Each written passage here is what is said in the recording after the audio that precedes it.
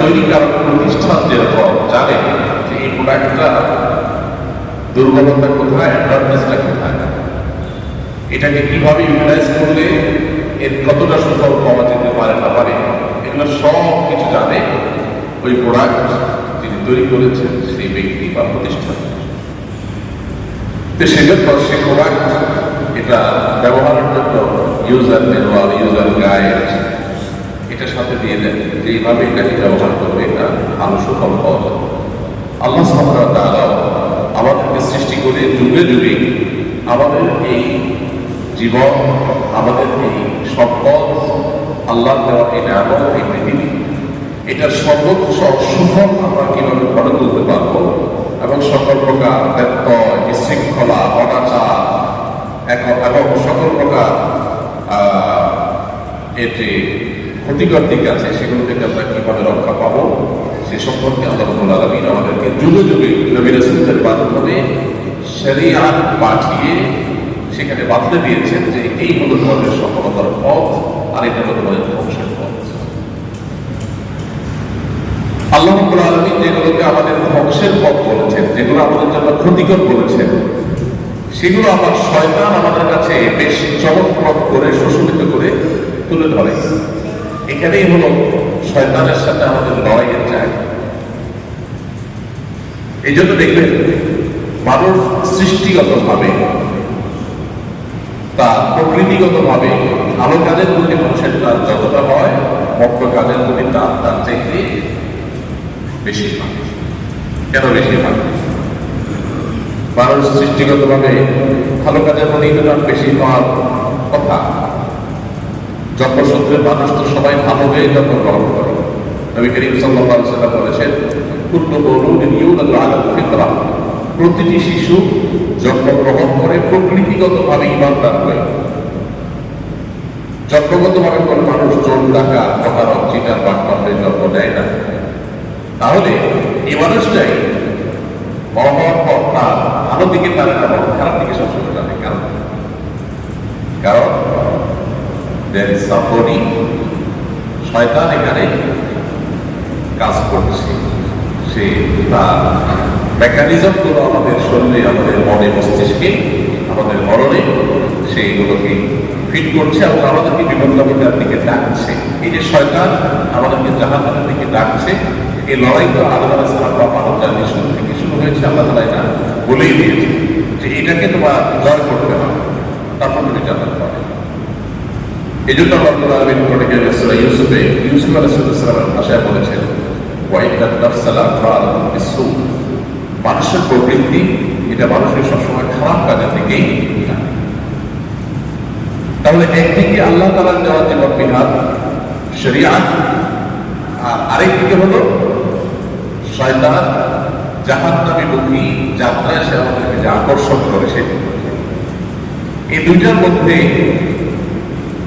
আল্লাহ রাব্বুল আলামিনের আদেশ দিয়েছে, তার শরীয়ত, তার জীবন দর্শন, এটার মধ্যেই যে মানবতার কল্যাণ আছে, এই কথাটাকে বারবার স্মরণ করায় দেওয়ার জন্য আদম আলাইহিস সালাম থেকে মুহাম্মদ সাল্লাল্লাহু আলাইহি ওয়াসাল্লাম পর্যন্ত যুগে যুগে আল্লাহ তাআলা সমস্ত নবী রাসূল পাঠিয়েছেন। সমাজের খুব স্বল্প সংখ্যক মানুষ সব যুগেই নবী রাসূলদের কথা শুনেছে, আর তথাকথিত মূল ধারা, সমাজের মূল স্রোত যেটা, সেটা সবসময় নবী রাসূলদের দাওয়াতের বিপরীতে চলেছে। এটাই হলো শুরু থেকে আজ পর্যন্ত চলে আসা চিত্র। আজ আমরা যে সমাজে বসবাস করছি, এই সমাজে আপনি একই চিত্র দেখতে পাবেন। কোরআন ও হাদিসের আদেশ নিষেধগুলোকে যারা গায়ে মাখছেন, যারা এগুলোকে আলিঙ্গন করছেন, যারা এগুলোকে আমলে নিচ্ছেন, এগুলোর আলোকে জীবনকে পরিচালনা করছেন, তারা সমাজে খুবই সংখ্যা অনেক অল্পতা। আল্লাহ দেওয়া এই জীবন বিধান, এটা আমাদের কাছে শয়তান নানার সময় এটাকে হয় অযৌক্তিক, আর এটা মানা যায় না, এরকম একটা পর্যায়ে এটাকে রেখে দেয়, যার ফলশ্রুতিতে আমরা সেটাকে খুব একটা আমলে নেই। তবে যখনই আমরা চাপে পড়ি, যখনই আমরা প্রেসারে পড়ি, যখনই আমাদের দেয়ালে পিঠ থেকে যায়, তখন মাঝে মধ্যে আমাদের চোখ খুলে যায়, আমাদের হুঁশ ফিরে আসে। আল্লাহ দেওয়া শরীয়তের বাইরে আসলে কোনো বিকল্প নেই। গোটা পৃথিবীতে আজ যেদিকে তাকাবেন আপনি দেখবেন সব দিকে মানুষকে কত বেশি ভোগবাদী করে গড়ে তোলা যায় এর এক মহোৎসব চলছে। চতুর্দিকে সকল প্রচেষ্টাই হলো কে কত বেশি ভোগবাদী হতে পারে। আজকে যেটাকে আমরা উন্নতি বলছি, এটা কোনো কোনো ক্ষেত্রে আপনি দেখবেন জাস্ট ভোগবাদী না, যে যত বেশি ভোগবাদী হতে পেরেছে সে তত বেশি উন্নত হতে পেরেছে। এরকম একটা ব্যাপার কোনো কোনো ক্ষেত্রে গিয়ে দাঁড়ায়। আল্লাহ হাবিব সাল্লাল্লাহু আলাইহি ওয়াসাল্লাম যে শরীয়ত আমাদেরকে দিয়েছেন, এই শরীয়তের মাকসাদ বা এই শরীয়তের উদ্দেশ্য, যেটাকে মাকাসিদুশ শরিয়াত বলে, শরিয়াত মূল লক্ষ্য উদ্দেশ্য। কেন শরিয়াত দিয়েছেন আল্লাহ তাআলা? নামাজ পড়ো, রোজা রাখো, হজ করো, যাকাত দাও, মা বাবার কথা শোনো, প্রতিবেশীর হক আদায় করো, চুরি ডাকাতি করো না, জেনা ব্যভিচারের কাছেও যেও না, সুদের কারবার করো না, ঘুষের কারবার করো না। এই যে শরীয়তের বিধিনিষেধ, এই বিধিনিষেধগুলো আল্লাহ তাআলা আমাদেরকে কেন দিয়েছেন? এই বিধিনিষেধগুলো যদি আমরা পালন করি তাতে আল্লাহ চুল পরিমাণ কোনো লাভ নাই, আর যদি আমরা লাভ না পালন করি তাতে আল্লাহ চুল পরিমাণ কোনো ক্ষতিও। কোরআনে কারীমে এই জন্য আল্লাহ রাব্বুল আলামিন এই শরীয়তের লক্ষ্য বলেছেন, শারা'a লাকুম মিনাদ দীনি মা ওয়াসসা বিহি নূহান ইলা আখিরিল আয়াত। নূহ আলাইহিস সালাম থেকে শুরু করে সমস্ত নবী রাসূলগণ যারা এসেছেন তাদের সবার প্রতি আল্লাহর দেওয়া যে শরীয়ত এসেছে, আল্লাহর দেওয়া যে জীবন বিধান এসেছে, এটা কেন এসেছে? আল্লাহ বলেছেন শারা'a লাকুম, এটা তোমাদের জন্য এসেছে, তোমাদের কল্যাণার্থে আল্লাহ দিয়েছেন। মানব জাতির কল্যাণেই আল্লাহ তাআলা মানব জাতিকে নবী রাসূলদের মাধ্যমে বিভিন্ন সময় শরিয়াত বা জীবন দর্শন। তাহলে আল্লাহ দেওয়া শরিয়াত এটা আল্লাহ নিজের কোনো লাভে দিয়েছেন এমন না, আল্লাহ তাআলা এটা দিয়েছেন আমাদের লাভে, আমাদের কল্যাণে। এটাকে আমরা যত দ্রুত বুঝবো, যত দ্রুত এটাকে ধারণ করতে পারবো, তত বেশি আমাদের কল্যাণ হবে। আর যত এটাকে আমরা দূরে সরায় রাখবো তত বেশি আমাদের কল্যাণ হবে। আজ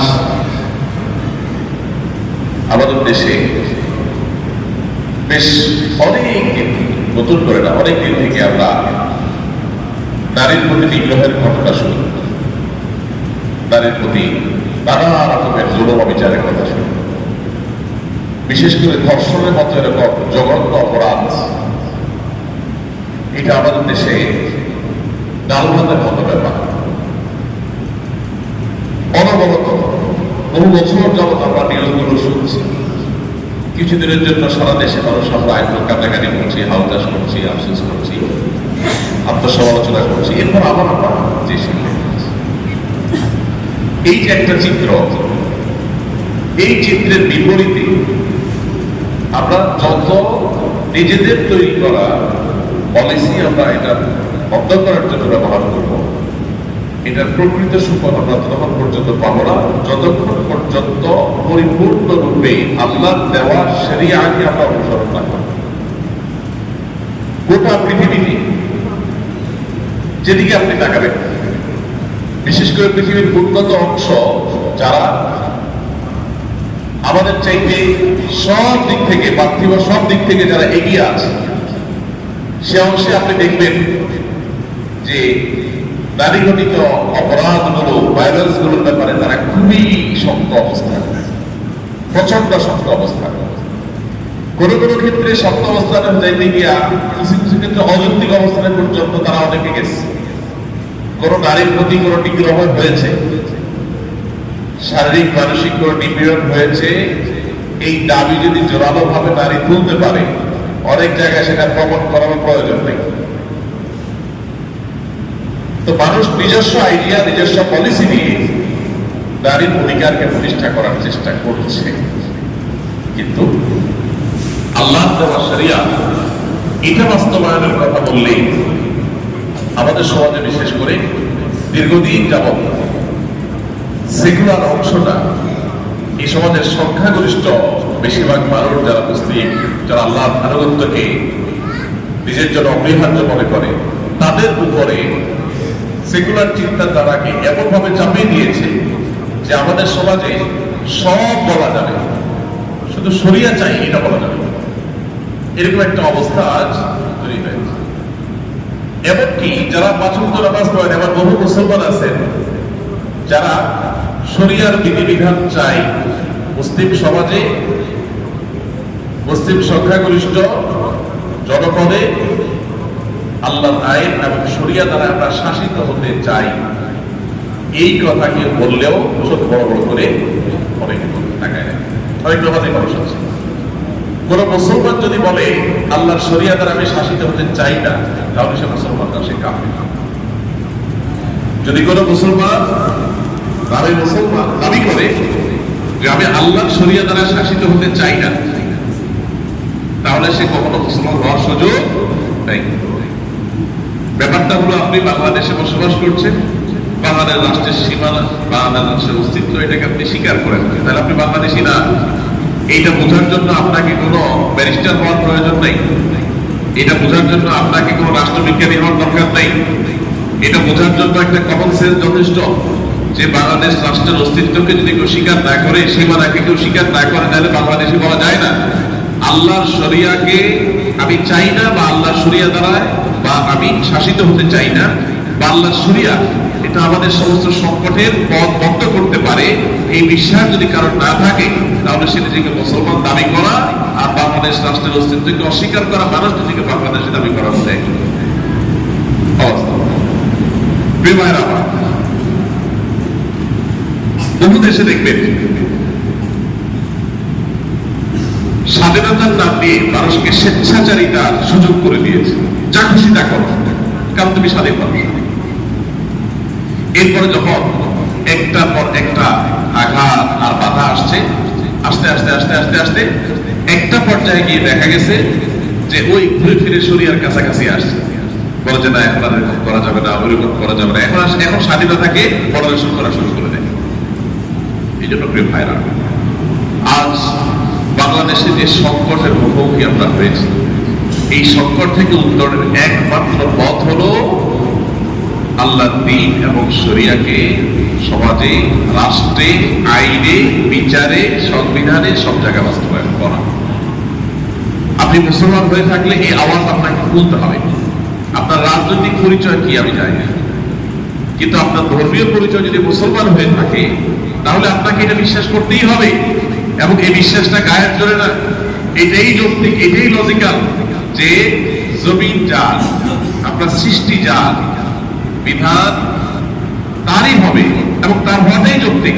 বিধান যদি তার না হয়, বিধান যদি আরেকজন কেউ দেয়, তাহলে আমার বিষয়টা আপনি ভালো বলতে পারবেন না। আপনি আমার জন্য পলিসি ঠিক করে দিলে সবকিছু আমার সাথে শুট করবে না। প্রিয় ভাইরা, আল্লাহ রাব্বুল আলামিন আমাদেরকে যে শরিয়া দিয়েছেন, এখানে আমরা দেখি একদিকে ইবাদত আছে, মুআমালাত আছে, হুকুকুল্লাহ আছে, আরেকদিকে আমরা দেখি হুদুদ বা আল্লাহর বিধিবিধান, আল্লাহর আইন, বিচার সংশ্লিষ্ট বিধিবিধান আছে। ইসলামের সবচেয়ে গুরুত্বপূর্ণ কাজ ঈমানের পর 5 ওয়াক্ত নামাজ, যাকাত আদায়, হজ, রমজানের রোজা রাখা, 5টা মূল কাজ, 5টা স্তম্ভ, ইসলামের পিলার 5টা। এই 5 মূল কাজ সহ আরো যত গুরুত্বপূর্ণ বিধিবিধান আছে, এর কোনোটা যদি কেউ না করে, এমনকি কেউ যদি ইসলামও গ্রহণ না করে, ইসলাম তার জন্য কোন স্পেসিফিক বা আনস্পেসিফিক কোন দণ্ডের কথা ইসলাম বলে না। আল্লাহ তাআলা পরিষ্কার ভাবে বলেছেন যে কুল হাক্কু মির রাব্বিকুম ফামান শাআ ফালইউমিন ওয়া মান শাআ ফালইয়াকফুর ইন্না আ'তাদনা লিয-যালিমিনা নারান আহাতা বিহিম সুরাদিকুহা। আল্লাহ বলেছেন সত্য উদ্ভাসিত হয়ে গেছে, এখন কেউ চাইলে ঈমান আনুক, কেউ চাইলে কুফরি করুক। যে কুফরি করবে তার পরিণাম হবে জাহান্নাম, সেটা আল্লাহ সতর্ক করে দিয়েছেন। তবে পৃথিবীতে আল্লাহ তাআলা এইটুকু স্বাধীনতা দিয়ে দিয়েছেন যে তুমি অপশন গ্রহণ করতে পারো, ইমানদার হবা না কুফরি করবা, অপশন তোমার হাতে, কিন্তু পরিণতি বলে দিলাম। তারপরে আল্লাহ তাআলা বাধ্য করছেন না যে সবাইকে ইমানদার বানাতে হবে। এটা মুসলমানদেরকে বলছেন না যে ধরে ধরে পিঠে পিঠে সবাই মুসলমান বানাও, এটা আল্লাহ তাআলা বলছেন। সবচেয়ে গুরুত্বপূর্ণ বিষয় ঈমান, সেটার ব্যাপারে ইসলাম এইরকম মানুষের ইচ্ছার উপরে ছেড়ে দিয়েছে, পরিণতিও বলে দিয়েছে। আবার 5 ওয়াক্ত নামাজ যদি কেউ না পড়ে, নামাজের চাইতে গুরুত্বপূর্ণ কোন আমল ইসলামে আর আছে? কিন্তু এই 5 ওয়াক্ত নামাজ যদি কেউ না পড়ে কোন মুসলমান সমাজে, আর ইসলামী রাষ্ট্র ব্যবস্থা থাকে, ইসলামী বিচার ব্যবস্থা থাকে, তাহলে এই বেনামাজির জন্য নির্দিষ্ট কোন দণ্ডের কথা কোরআন হাদিসে কোথাও বলা হয়নি। এবং ইসলামের যত বেদ কাজ আছে এগুলো যদি কেউ না করে, এমনকি কেউ গান বাজনা শুনলো, কেউ এমন কোন হারাম কাজ করলো যেই হারাম কাজ সমাজকে ক্ষতিগ্রস্ত করে না, অন্যকে ক্ষতিগ্রস্ত করে না, তার নিজের ধ্বংস ডেকে আনে, সে জাহান্নামে যাবে, শরীয়ত সেটার জন্য কোন দণ্ডের কথা বলে না। একজন সারাদিন গান শুনে, সারাদিন হারাম জিনিস শুনে, শরীয়ত ইসলামী দণ্ডবিধিতে তার জন্য কোন নির্দিষ্ট দণ্ডের কথা শরীয়ত বলে না। কেন বলে না? কারণ পুরো শরীয়তটার মাকসাদ বা পুরো শরীয়তটার উদ্দেশ্যই হলো মানুষের জীবন, মানুষের সম্পদ, মানুষের বিবেক, মানুষের দিন, এগুলো সংরক্ষণ করা, এগুলো যাতে সেফ থাকে। আল্লাহ তাআলা মদ হারাম করে দিয়েছেন, মাদক হারাম করে দিয়েছেন। কেন? কারণ এটা মানুষের বিবেককে নষ্ট করে দেয়, মানুষের মাথা ঠিক থাকে না, ব্রেইন নষ্ট করে দেয়। আল্লাহ তাআলা আমাদের জন্য জিনা ব্যভিচারকে হারাম করে দিয়েছেন, কারণ এটা আমাদের পরিবার ব্যবস্থাকে ধ্বংস করে দেয়। যেমন পশ্চিমাদের করে দিয়েছে, শেষ, ডেস্ট্রয় হয়ে গেছে, তাদের ফ্যামিলি ব্যবস্থাপনা ভেঙে পড়েছে, মুখ থুবড়ে পড়েছে, ওপেন সিক্রেট আমরা সবাই জানি। সেখানে পরিবার ব্যবস্থাপনা এখন সোনার মিল হয়ে গেছে, শেষ। আল্লাহ রাব্বুল আলামিন আমাদের জন্য চুরিকে, ডাকাতিকে, ছিনতাইকে, রাহাজানিকে, ধর্ষণকে, এগুলো সবগুলোকে আল্লাহ তাআলা হারাম করেছেন। কেন? কারণ এগুলো সমাজে মানুষের জীবনের নিরাপত্তাকে বিঘ্নিত করে, সম্ভ্রম, ইজ্জত, সম্মানের নিরাপত্তাকে নষ্ট করে এবং দারামিরও নিরাপত্তাকে নষ্ট করে। মানুষের সার্বিক নিরাপত্তা, সেটা জীবনের হোক, ইমানের হোক, সম্ভ্রমের হোক, এই সব কিছুকে নিশ্চিত করাটাই হলো শরিয়ার মাকসাদ, শরিয়ার উদ্দেশ্য। এই উদ্দেশ্য বাস্তবায়নের জন্য শরিয়া আমাদেরকে 2 ধরনের বিধিবিধান দিয়েছে। কিছু আছে ইবাদত, নামাজ, রোজা, হজ, যাকাত, কোরআন তেলাওয়াত, দান, সাদকা, এগুলো সবগুলো আল্লাহ তাআলা বান্দাকে দিয়েছেন, কিন্তু এগুলো না করলে দুনিয়াতে কোনো শাস্তির ব্যবস্থা রাখেন নাই, আখিরাতে জাহান্নামে আছে, দুনিয়াতে কোনো শাস্তির ব্যবস্থা আল্লাহ রাখেন নাই। কেন? কারণ আল্লাহ চান বান্দা এই ইবাদত বন্দেগীগুলো সব প্রণোদিত হয়ে করুক, আল্লাহর ভালোবাসায় করুক। শাস্তি যদি রাখা হতো তাহলে মানুষ শাস্তির ভয় করতো, সেখানে আল্লাহর ভালোবাসা থেকে, ভেতর থেকে করাটা আসতো না। আল্লাহ চান যে মানুষ নিজের ভেতর থেকে, সেলফ মোটিভেশন থেকে, আল্লাহর বান্দা হিসাবে, আল্লাহর প্রতি কৃতজ্ঞতা থেকে সেই ইবাদতগুলো করুক। এই জন্য আল্লাহ বিধানগুলো দিয়েছেন।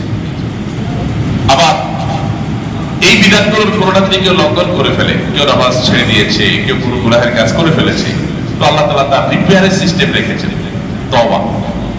সে ক্ষমা চেয়ে আবার ফেরত আসতে পারে। যদি শাস্তির বিধান আল্লাহ রাখতেন তাহলে তার ফেরত আসার অপশন থাকতো না, তাহলে সেক্ষেত্রে মানুষ মানসিকভাবে ভেঙে পড়ত। এখন একজন ইমানদার কোনো গুনাহ করার পরে তওবার এই পদ্ধতি অবলম্বন করে, তওবার এই পথ অবলম্বন করে সে আল্লাহর কাছে ফিরে আসছে। ফিরে আসার ফলে কি হচ্ছে? তার গুনাহ করার ফলে তার যে ভালো আত্মা, মানুষের ভিতরে বদ্ধ আত্মা তাকে বদ্ধ কাজের দিকে ডাকে, আবার নফসে মুতমাইন্না তাকে ভালো কাজের দিকে ডাকে। এই ভালো আত্মা যে একটু ব্যথিত হয়েছে যে আমি একটা গুনাহের কাজ করলাম, একটা নফরমানি করলাম, আল্লাহর নাশকরি করলাম, তওবার মাধ্যমে সে কিছুটা প্রশান্তি পায় যে আলহামদুলিল্লাহ আল্লাহর কাছে মাফ চাইলাম, আশা করি যে আল্লাহ আমাকে মাফ করবেন। তাহলে ইবাদতের ক্ষেত্রে আল্লাহ তাআলা কোনো দণ্ডবিধি, কোনো শাস্তির বিধান রাখেন নাই। কেন? কারণ আল্লাহ চান যে বান্দা এটা নিজে থেকে করুক, আল্লাহর সাথে বান্দার একটা সম্পর্ক হোক, বান্দা বেঁচে থাকবে আল্লাহর এই ভালোবাসা নিয়ে। ওয়াল্লাযীনা আমানু আশাদ্দু হুব্বান লিল্লাহ। এই জন্য শরীয়তের সমস্ত বিধিবিধানগুলোকে আল্লাহ তাআলা রেখেছেন অনেকটা স্বাধীনতা দিয়ে, যে এটা তুমি করলে করতে পারো, না করলে করতে পারো, দেখা হবে আখিরাতে তোমার সাথে, দুনিয়াতে কিছু বলা হবে না। কিন্তু এর বিপরীতে অনেক বিধিবিধান আছে আল্লাহ, যে বিধিবিধানগুলো মানুষের জীবন, সম্পদ, সামাজিক স্থিতিশীলতা, এগুলোকে সংরক্ষণ করবার প্রয়োজনে আল্লাহ রাব্বুল আলামিন সেগুলো নিষেধ করে দিয়েছেন। সেগুলোর ভায়োলেশন করলে দুনিয়াতে শাস্তির ব্যবস্থা করেছেন। কেন? কারণ সেই শাস্তি যদি কার্যকর করা হয় তাহলে অন্য সবাই থেমে যাবে, অন্য অনেকে সতর্ক হয়ে যাবে। এই জন্য আল্লাহ তাআলা দণ্ডবিধির ব্যবস্থা রেখেছেন। তাহলে আমাদের সমাজে আজ ইসলামকে যেভাবে তুলে ধরা হয়, যারা ইসলামের বেসিক বিষয়গুলো জানে না, পাহাড় সেকুলার, আগাগোড়া ধর্ম বিদ্বেষী, আরো স্পেসিফিক করে বলতে গেলে ইসলাম বিদ্বেষী, এই মানুষগুলোকে দেখবেন তারা ইসলামকে এমন ভাবে তুলে ধরে যেন ইসলাম মানে একটা ভীতিকর বিষয়, যে ইসলাম যদি দেশে আসে তাহলে মানুষ বোধ হয় সোজা দাঁড়াইতে পারবে না, এমন একটা ভাব। অথচ আপনি যা খুশি করেন, খারাপ কাজ করবেন, পরিণতি আপনি ভোগ করবেন। দুনিয়াতে আপনাকে বাধা দেওয়ার জন্য আল্লাহ বিচার ব্যবস্থাতেও, দ্বীনি শরিয়ার বিচার ব্যবস্থাতেও আপনার জন্য কোনো দণ্ড কথা বলে নেই। তার মানে মানুষ রিল্যাক্সের সাথে চলার জন্য সকল অপশন আছে। তবে সমাজ অস্থিতিশীল হতে পারে, অশান্তি সৃষ্টি হতে পারে, এরকম পথ এমন ভাবে ইসলাম বন্ধ করেছে, পৃথিবীতে আর কোন জীবন দর্শন, আর কোন জীবন ব্যবস্থা সেটা কিভাবে বন্ধ করতে পারে।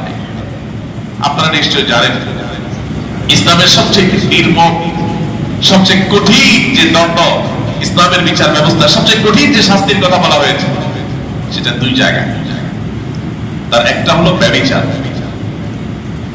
আর এই ব্যভিচারটা যদি জোরপূর্বক হয়, যেটাকে ধর্ষণ বলা হয়, সেটা ফাসাদ ফিল আরদের আওতায় ফেলা যায়। অর্থাৎ পৃথিবীতে ফাসাদ সৃষ্টি করছে, ত্রাসের সৃষ্টি করছে, বিশৃঙ্খলা সৃষ্টি করছে, আতঙ্ক সৃষ্টি করছে। এটার অপরাধ হলো ইসলামের সবচেয়ে করুণ এবং সবচেয়ে বর্বর। আল্লাহ রাব্বুল আলামিন বলেছেন, ইন্নাল্লাযীনা ইয়াসআউনা ফিল আরদি ওয়া ইয়াসআউনা ফিল আরদি ফাসাদা, ইন্নাল্লাযীনা ইউহারিবুনাল্লাহা ওয়া রাসূলাহু ওয়া ইয়াসআউনা ফিল আরদি ফাসাদা। যারা আল্লাহ ওয়া রাসূলের বিরুদ্ধে বিদ্রোহ করে এবং পৃথিবীতে ফাসাদ সৃষ্টি করে, আতঙ্ক সৃষ্টি করে, সমাজকে অস্থিতিশীল করে, লোভর অপরাধগুলো সংগঠন ঘটায়, আল্লাহ বলেছেন, ইন্নামা জাযাউল লাযীনা ইউহারিবুনাল্লাহা ওয়া রাসূলাহু ওয়া ইয়াসআউনা ফিল আরদি ফাসাদা। এই মানুষগুলোর শাস্তি কি? আইয়ুকাত্তালু আও ইউসাল্লাবু, তাদেরকে মৃত্যুদণ্ড দিতে হবে, সাধারণ মৃত্যুদণ্ড, অথবা অপরাধ বেঁধে শুলে চড়িয়ে মৃত্যুদণ্ড। এবং তাদের আরেকটা শাস্তির অপশন রেখেছে আল্লাহ তাআলা, যে আউতুকাত্তা আইদিহিম ওয়া আরজুলহুম মিন খিলাফ, ডান হাত বাম পা, বাম হাত ডান পা কেটে ফেলে দিতে হবে, শাস্তি। আও ইউনফা মিনাল আরদ, অথবা এমন ভাবে জায়গায় দেশান্তর করে দেওয়ার কোনো মানুষজন নাই, জঙ্গল ফেলে দিয়ে আসতে হবে, এটা তার শাস্তি। এই অপরাধ বেড়ে যখন চারটা চরম শাস্তি দেওয়া হবে, তখন পৃথিবীতে ডাকাতি করার শখ, ছিনতাই করার শখ, দর্শন করার শখ চিরতরে মিটে যাবে। আপনি দেখুন, অন্য কোন শাস্তি সম্পর্কে আল্লাহ রাব্বুল আলামিন প্রকাশ্যে দেওয়ার কথা বলেন নাই, কিন্তু ব্যভিচার যদি কেউ করে, আল্লাহ বলেছেন, ওয়াল ইয়াশহাদ আযাবাহুমা তাইফাতুম মিনাল মুমিনিন। সব মানুষের সামনে না হলেও কিছু মানুষের সামনে জনসমক্ষে যেন তাদের শাস্তি কার্যকর করা হয়। গতকালকের পত্রিকায় একজন তুখুর পলিটিশিয়ান, যে কোনো একজন, যিনি ব্যক্তিগতভাবে শরিয়া আইন, শরিয়া বিচারের কথা শুনলেই তেলেবেগেরও জ্বলে ওঠেন, বিভিন্ন সময় দেখা গেছে, সেই লোকের মুখ থেকে শুনলাম তিনি বলতেছেন দর্শনের শাস্তি প্রকাশ্যে হতে হবে। আমি বললাম, বাহ, 1450 বছর আগে কোরআন যেটা বলছে সেটাই এখন আপনাদের মুখ দিয়ে আসছে। ভাইরা আমার, ভারতের কোন কোন অঞ্চলে মেয়েদের পোশাক আশাক নিয়ে রেস্ট্রিকশন আছে। কেন রেস্ট্রিকশন আছে? কারণ তারা বহু পদ্ধতি, পলিসি অ্যাপ্লাই করে দেখেছে যে আসলে কোনোভাবে থামানো যাচ্ছে না, এই অন্যায় কোনোভাবে থামানো যাচ্ছে না। পৃথিবীর উন্নত দেশ হিসেবে যে দেশগুলোকে আমরা জানি, সেই দেশগুলোতে যে পরিমাণ নারী নিগ্রহের শিকার হয়, আপনি অবাক হবেন। গুগল করলে দেখবেন পৃথিবীতে সবচেয়ে বেশি ধর্ষণের শিকার হয় অমুসলিম প্রধান দেশগুলোতে। আপনি এখনই গুগল করে দেখেন, নেটে সার্চ করে দেখেন, তুলনামূলকভাবে ধর্ষণের হার সবচেয়ে বেশি পৃথিবীর মুসলিম প্রধান দেশগুলোতে, অমুসলিম প্রধান দেশগুলো। তাও মুসলিম প্রধান দেশগুলোতে যে সব জায়গায় আল্লাহর বিধান, আল্লাহর আইন বিচার যে কার্যকর আছে তা কিন্তু না। তাতে যদি অবস্থা হয়, তাহলে আল্লাহর বিধান যদি কার্যকর থাকে, তাহলে এটা কোন লেভেলে যেতে পারে কল্পনা করা যায়? সৌদি আরবে এবং মিডল ইস্টের কোন কোন জায়গায় যারা কোরআন ও হাদিসের আলোকে বিচারটা করে, তাদের অন্য 10টা সমালোচনা আপনি করতে পারেন, অন্য 10টা দোষের কথা আপনি বলতে পারেন, আপনার সাথে আমি 100 কথা একমত হতে পারি, কিন্তু তাদের আদালত গুলো এখনো কোরআন ও হাদিস দ্বারা পরিচালিত হয়। আমি সৌদি আরবে থাকাকালীন সময় মাঝে মধ্যে আমার জেলখানায় বন্দীদের জন্য মোটিভেশনাল স্পিচ দেওয়া ডিউটি পড়তো, আবার মাঝে মধ্যে বিভিন্ন জাজদের, বিচারকদের বাংলাদেশে আসামি থাকলে দোষী হয়ে তাদের কাজে হেল্প করার জন্য মাঝে মধ্যে আমাদেরকে যাওয়া লাগবে। তো সৌদি আরবের সকল 100% আদালত, 100% বিচারালয়, এটা ওলামায়ে কেরাম পরিচালনা করে। শতভাগ বিচারক আলেমরা, যিনি যত বড় আলেম তিনি তত বড় বিচারক। অন্য কোথাও তাদের এভাবে ইসলামকে তারা অতটা ধারণ করেন নাই যতটা ধারণ করেছেন তাদের বিচার ব্যবস্থা, যে রাষ্ট্র যদি সোজা রাখতে হয় তো এই জায়গাতে কোনো টানবাপ করা চলবে না। এখানে আল্লাহর শরীয়ত ছাড়া অন্য কোনোটাই মানুষকে পরিপূর্ণভাবে অপরাধ মুক্ত করতে পারে। দেখুন, আমরা যখন দেয়ালে পিঠ থেকে যাই, আমাদের যখন আর যাওয়ার কোনো জায়গা থাকে না, তখন আমরা বুঝি যে শরীয়ত ছাড়া আর কোনো উপায়। আর দিন যখন ভালো থাকে তখন বলে, আরে ভাই এই যুগে এগুলো চলে, একটু মজমাস্তি করে রাখেন আপনারা শরীয়ত টরীয়ত বেশি নাউজুবিল্লাহ। যখন ঠেলা পড়তে উঠতে দেখা যায় না আর যাওয়ার রাস্তা নেই, এবার বলে আল্লাহটাই ঠিক আছে। আল্লাহ তাআলা আমাদেরকে বোঝার তৌফিক দান করুন।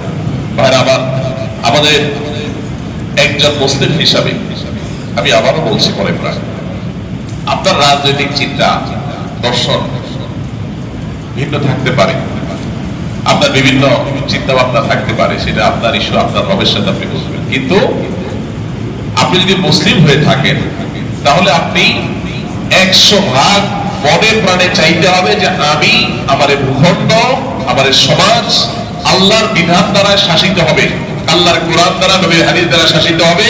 এটা আপনার চাওয়া হতে হবে, এটা আপনার স্বপ্ন হতে হবে। যদি এটা আপনার স্বপ্ন না হয় তাহলে আপনি নিজেকে মুসলমান দাবি করবার কোনো নৈতিক অধিকার নেই। আর যদি বলেন না, আমার ইসলাম এত শক্ত, এত সহজে ইসলাম ছুটে না, আমি যতই আকাম কুকাম করি, যদি উল্টাপাল্টা বিশ্বাস করি, আমার ইসলাম ছুটে না, এই ইসলাম নিয়ে মরে দেখে তারপরে আল্লাহ তাআলার সামনে যাওয়ার পরে আপনার ইসলাম কড়াই গন্ডায় আপনি খুঁজে পাবেন। আল্লাহ তাআলা আমাদেরকে আল্লাহর শরিয়াকে আমাদের জীবনে, আমাদের সমাজে সর্বত্র বাস্তবায়ন করার তৌফিক দান করুন। ভাইরা আমার, সকল প্রকার ব্যত্যয়, সকল প্রকার ফাসাদ, এটা বন্ধের মূল মন্ত্র হলো আল্লাহর শরিয়া দ্বারা নিজেরা শাসিত হওয়ার আকাঙ্ক্ষা লালন করা। আল্লাহ আমাদের সেই তৌফিক দান করুন। সৌদি আরবের কথা বলছিলাম যে সেখানে শরিয়া দ্বারা তারা বিচার কার্যটা পরিচালনা করে। অন্য যাই হোক না হোক, বিচার কার্যটা শরিয়া দ্বারা পরিচালনা করে, এবং সেটার জন্য 100% আদালত সৌদি আরবে, 100% আদালত, 100% জাজ বড় বড় আলেম, পূর্ব থেকে পশ্চিম উত্তর একটা জায়গা নেই যেখানে আলেম ছাড়া নেই। আদালত পাড়ায় আমার 10 বছর ঘোরাঘুরি হয়েছে দায়িত্ব পালনের খাতিরে। আমি জানি, কাছে থেকে দেখেছি একটা এলাকা অনেক বড় আলেম, মানে অনেক বড় জজ। এমনকি মক্কার যে ইমামরা আছে তাদের কয়েকজন মক্কার কোর্টের জাজ, আবার একই সাথে তারা হারামের ইমাম, ওখানে বসে তারা বিচার কার্য পরিচালনা করছেন। এর সুফল কি পায়? এর সুফল হলো, আমরা জানি সেখানে নানাবিধ ত্রুটি, সমালোচনার জায়গা আছে, রেসিজমের জায়গা আছে। বিশেষ করে আমাদের স্বদেশী ভাইরা যারা এখান থেকে যায়, আমরা ছোট কাল দিয়ে যাই, অপ্রশিক্ষিত অবস্থায় যাই, নানাভাবে আমরা আবার যে অনেকে অপরাধ প্রবণ হয়ে পড়েন, প্রশিক্ষণ না থাকার কারণে উল্টাপাল্টা কাজ করে বদনাম করে ফেলেন, ফলে আমরা সেখানে নানা রকম নিগ্রহের শিকার। সেটাও সত্য, সেটাকে অস্বীকার করার সুযোগ নেই। কিন্তু এট দ্য সেম টাইম বিচারালয় পর্যন্ত কোন ইস্যু যদি যায়, তো বাংলাদেশের মতো বা অন্য কোনো দেশের মতো বাবু খালু দিয়া, হাই হ্যালো দিয়া আপনি পার হয়ে চলে যাবেন। কত ধর্ষণে দেশে হয়েছে, কতগুলো, এক একটা পরে আমাদের চোখের পানি পড়েছে। আজকে আমরা আসিয়াকে নিয়ে কান্না করছি। কত আসিয়াকে এর আগে আমরা দাফন করেছি, বহু আসিয়াকে এই মাটিতে আমরা দাফন করেছি, কিন্তু সেই আসিয়ার ধর্ষকদের কোন শাস্তি আমরা দেখিনি। কোন আসিয়ার ধর্ষকদের দাফন আমরা করি নাই, আসিয়াদেরকে বহু দাফন আমরা করেছি। তো আসিয়ার ধর্ষকদের দাফন করার সুযোগ আমাদের হয় নাই, আসিয়াদেরকে দাফন আমরা করেছি। কয়দিন কাটবো, আবার আরেক আসিয়ার তৈরি হবে, আবার তাকে দাফন করব, আরেক আসিয়ার তৈরি হবে। সমাধান হবে না। সমাধান হতে হলে আল্লাহর শরিয়ার পথেই আপনাকে আসতে হবে। সেটা আজ হোক আর দুদিন পরে হোক, আজ হোক আর দুদিন পরে হোক, বিকল্প কোনো পথ খোলা নাই। সৌদি আরবের বিচারালয় পর্যন্ত যদি কোনো ইস্যু যায়, সেখানে রেসিজম অনেক ক্ষেত্রে আছে, আমরা জানি। সৌদি নাগরিকরা একটা বাংলাদেশি লিডার, তার সাথে হয়তো অমানুষের মতো একটা আচরণ করলো কেউ, ইন্ডিভিজুয়াল কেউ, সব মানুষ তার একরকম হয় না সমাজে, খারাপ মানুষ থাকে। কিন্তু কোন ইস্যু যদি বিচারক পর্যন্ত যায়, আদালত পর্যন্ত যায়, তাহলে সেখানে কড়ায় ঘটনায় প্রত্যেকে যার যারটা বুঝে পাবে আপনি কে, সেটা দেখার বিষয় না। গত কয়েকদিন আগে একটি ঘটনা, সৌদি আব্বাসি থেকে আমাকে কল করা হলো, একটু বিশেষ অনুরোধ, চায়ের দাওয়াত, ডেপুটি রাষ্ট্রদূত মহোদয় চায়ের দাওয়াত দিয়েছেন, রাষ্ট্রদূত নাই এখন এই মুহূর্তে দেশে। তো গেলাম, তো আমাকে বললো যে ভাই, এক সৌদি নাগরিক বাংলাদেশি একজন শ্রমিক, তার সাথে তর্কাতর্কি হয়েছে, ঝগড়া ফাসাদ হয়েছে। এক পর্যায়ে পোলাপান মানুষ, 13-14 বছর বয়স, মাথা ঠিক ঠিকায় নাই, কিশোর গ্যাং টাইপের পোলাপান থাকে না, সে গাড়ি উঠে দিয়েছে বাঙালি গায়ের উপরে, বাঙালি স্পটে মারা গেছে। এখন ওই ছেলে তো জেলে, সেই ছেলে জেলে আছে, এবং এটা যখন আদালত পর্যন্ত গেছে, ওলামা একরাম বিচারকের কাঠগড়া, বিচারকের আসনে রায় দিয়ে দিয়েছেন, মৃত্যুদণ্ড শেষ, কিসাস। আল্লাহ কোরআনের বিধান, কিসাস, জীবনের বদলে জীবন, অর্ডার হয়ে গেছে। এখন শরিয়ার অপশন হলো কিসাস অ্যাভয়েড করার জন্য, শরিয়ার অপশন হলো যে ব্যক্তি মারা গেছে বা খুনের শিকার হয়েছে, তার পরিবার, তার আত্মীয় স্বজন যদি বলে যে আমরা তাকে মাফ করে দিলাম, তো আল্লাহ বলবে ঠিক আছে, আমার এখানে কোনো সে নেই, তোমার অধিকার রক্ষা করার জন্যই আমি কিসাসের বিধান দিয়েছি, তুমি নিজে যদি ছাড় দিয়ে দাও তো আল্লাহ সেখানে কোনো সে নেই, সে মুক্ত হয়ে যায়। আর যদি তারা বলে না আমরা ছাড় দেব টাকার বিনিময়ে, সেটাও তারা করতে পারে, যে আমরা এত টাকা রক্তপাত চাই, এটার বিনিময়ে যদি উভয় পক্ষ সম্মত হয় তাহলে এই লোক ছাড় পেতে পারে, আদারওয়াইজ কিসাস ছাড়া আর কোনো অপশন নাই। এখন আমাকে ওই দায়িত্বরত রাষ্ট্রদূত মহোদয় তিনি আমাকে বললেন যে ভাই, এখন খুনির যে পরিবার, তারা খুব বেশি সম্পদশালী না, তারা 3 লক্ষ সৌদি রিয়াল অফার করেছে মুক্তিপণ হিসাবে। যে ওই ছেলেটা তো কিশোর বয়সের, এখনো তার সে বিবেক বুদ্ধি হয়ে পারে নাই, 13 বছর বয়স, মাথা গরম হয়েছে, একটা অকারেন্স ঘটায় ফেলছে।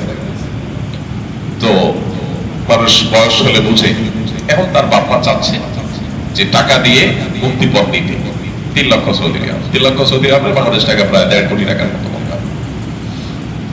তো নিহতের পরিবার, খুনের শিকার হওয়া যারা, তাদের পরিবার বাংলাদেশি, তারা ছাড় দিবে না, তারা বলে যে না আমরা ছাড় দেব না। তারা হয়তো আরো অনেক বিগ অ্যামাউন্ট চাচ্ছে, আর না হলে হত্যার বিদলা হত্যা কেসাস চাচ্ছে। আমাকে বললো যে একটু মধ্যস্থতা করা যায় কিনা, যে তারা যৌক্তিক একটা জায়গা থাকুক, অনেক বড় একটা ফিগার চাইলো, এরা দিতে পারবে না, তো লাভ হবে না, এটা একটা মীমাংসায় আসা যায় কিনা। এইটা নিয়ে আমার সাথে পরামর্শ করছিলেন।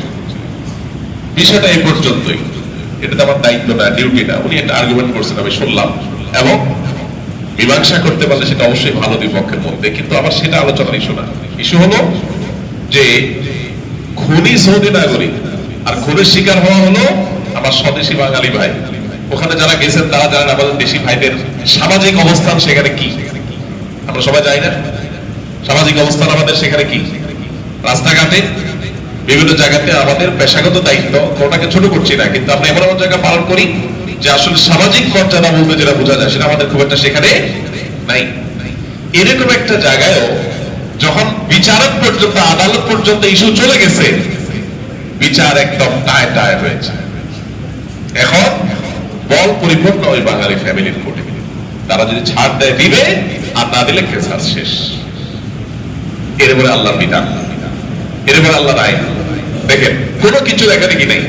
এখন রাষ্ট্র নিজে চেষ্টা করেও এখানে মীমাংসার চেষ্টা করছে।